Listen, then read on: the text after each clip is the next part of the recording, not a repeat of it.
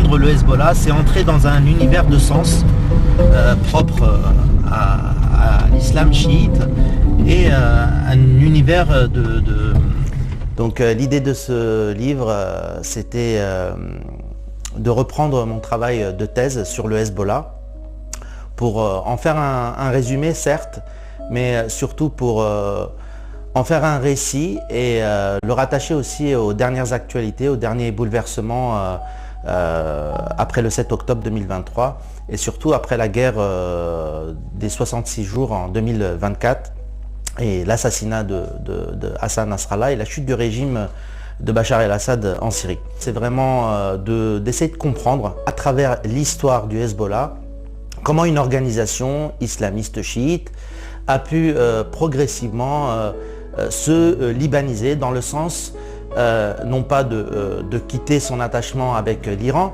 mais surtout de s'adapter aux contraintes du Liban, qui est un pays multiconfessionnel, où vivent chrétiens, sunnites et druzes. Un petit pays d'ailleurs où les chiites ne forment pas une majorité, mais une des grandes minorités du pays. À travers ces 40 dernières années, si on compare le Hezbollah à ses débuts et le Hezbollah dans les années 2000 et 2020, nous verrons qu'il y a une véritable évolution qui est intéressante à étudier. J'ai choisi de diviser le travail en un triptyque Dieu, médias et guerre politique qui nous permettent d'avoir une vue d'ensemble sur le Hezbollah et sur son évolution.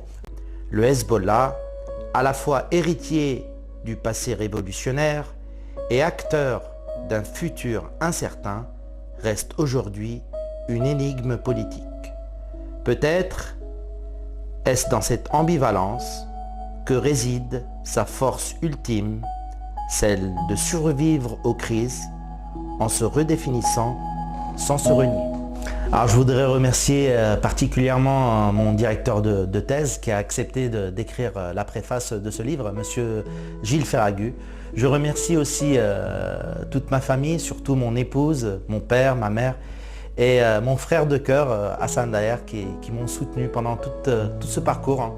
Entre la thèse et le livre, il y a eu 5-6 ans. Alors soyez nombreux et nombreuses le dimanche 31 mai, salle Le Courbe, près de la mairie du 15e, à 100 mètres de la mairie. Donc pour une soirée dédicace autour de ce livre qui vient de paraître aux éditions L'Harmattan, collection Comprendre le Moyen-Orient. Nous pourrons ensemble échanger autour du thème de ce livre et peut-être aussi de l'actualité au Liban. Merci. Mais mon travail n'a pas consisté à partir d'un jugement déjà formé. Il a consisté à essayer de comprendre. Comprendre ne signifie pas adhérer.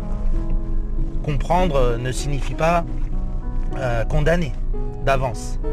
Comprendre pour un historien, c'est replacer un acteur dans son histoire, dans ses conditions d'apparition, dans ses discours, dans ses pratiques, dans les sociétés qui le soutiennent ou le regardent avec inquiétude.